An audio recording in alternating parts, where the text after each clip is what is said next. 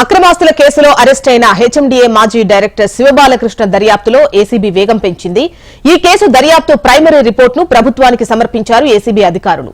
Custody విచారణలో శివబాలకృష్ణ చెప్పిన వివరాలతో పాటు ఐఏఎస్ అరవింద్ కుమార్ పాత్రపై రిపోర్టును రెడీ చేశారు ఏసీబీ అధికారులు. ఐఏఎస్ అధికారి అరవింద్ కుమార్ ను విచారించేందుకు ప్రభుత్వ అనుమతి కోరింది ఏసీబీ. రాష్ట్ర ప్రభుత్వం అనుమతిస్తే ఐఏఎస్ అధికారి అరవింద్ కుమార్ ను విచారించనున్నారు. మరోవైపు శివబాలకృష్ణ 8 ఏళ్లలో 10 సెల్ ఫోన్లు 9 ల్యాప్టాప్లు వాడినట్లు గుర్తించారు ఏసీబీ అధికారులు. శివబాలకృష్ణ అక్రమంగా సంపాదించిన ఆస్తుల వివరాలను ల్యాప్టాప్, హార్డ్ డిస్కుల్లో పొందుపరిచినట్లు ఏసీబీ అధికారులు గుర్తించారు. భారీగా లావాదేవీలు జరిపిన ప్రతిసారి శివబాలకృష్ణ సెల్ ఫోన్స్ మార్చినట్లు ఏసీబీ అధికారులు గుర్తించారు. ఇక ఏసీబీ సోదాల సమయంలో బాలకృష్ణతో పాటు ఆయన కుటుంబ సభ్యులకు సంబంధించిన 31 ఎలక్ట్రానిక్ డివైజ్లు, సెల్ ఫోన్లను స్వాధీనం చేసుకున్నారు. ఫోరెన్సిక్ నిపుణుల సహాయంతో వాటిలోని డేటాను సేకరించే పనిలో నిమగ్నమయ్యారు.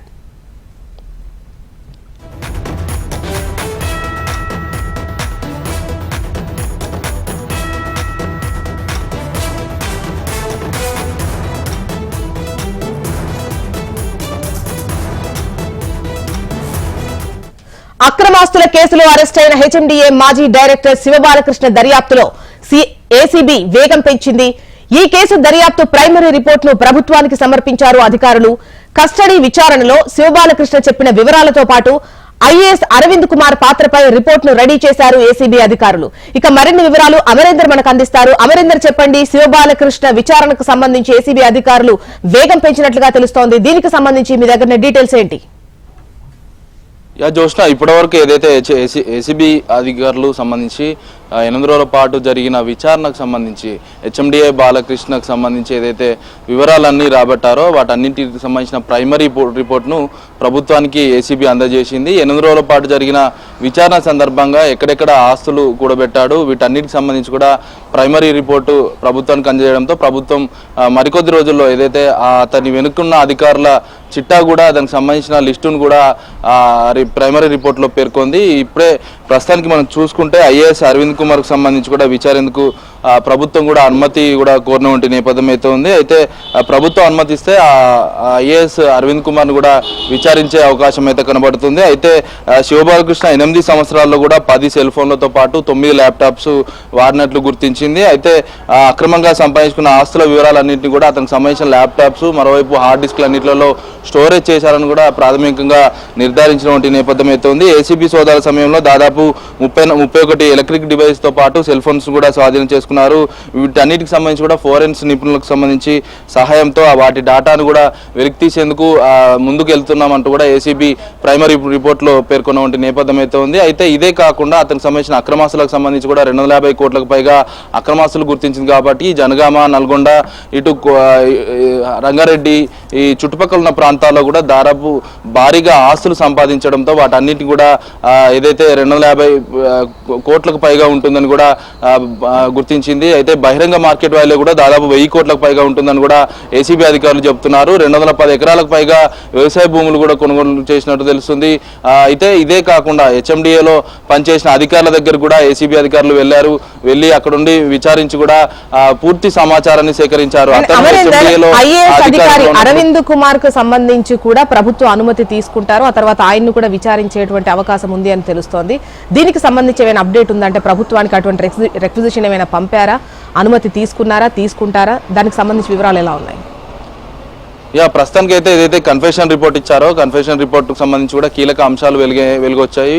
అయితే దీనికి సంబంధించి ఐఏఎస్ అరవింద్ కుమార్ దాదాపు 2 ప్రాంతాల్లో, మహేశ్వరంతో పాటు నార్సింగ్ ప్రాంతాల్లో కూడా ఏదైతే 10 కోట్ల విలువ కూడా సంబంధించిన ల్యాండ్ను ఏదైతే అనుమతుల కోసం కూడా దాదాపు 10 కోట్లకు పైగా కూడా బేరాసారాలు జరిగాయి. దానికి సంబంధించిన పేమెంట్ కూడా శివబాలకృష్ణ అరవింద్ కుమార్ ఇంటికి కూడా వెళ్ళి ఇచ్చారన్న కోణంలో కూడా కన్ఫెషన్ స్టేట్మెంట్ శివబాలకృష్ణ ఇచ్చారు. కాబట్టి దీనికి అన్నిటికి సంబంధించి కూడా కన్ఫెషన్ రిపోర్ట్ ఆధారంగా కూడా ఇప్పటికే ప్రభుత్వ అనుమతి కోరింది ఏసీబీ. ఈ నేపథ్యంలో ప్రస్తుతానికైతే ఐఏఎస్ అరవింద్ కుమార్ ను కూడా విచారించే అవకాశాలు అయితే కనబడుతున్నాయి. ఎక్కడెక్కడ లావాదేవీలు జరిపారు, అరవింద్ కుమార్ తెచ్చిన ఫైల్స్ ఏంటి, శివబాలకృష్ణ కన్ఫెషన్ రిపోర్ట్ లో పూర్తి స్థాయిలో ఇన్ఫర్మేషన్ ఉంది కాబట్టి ఆ ఇన్ఫర్మేషన్ సేకరించారు.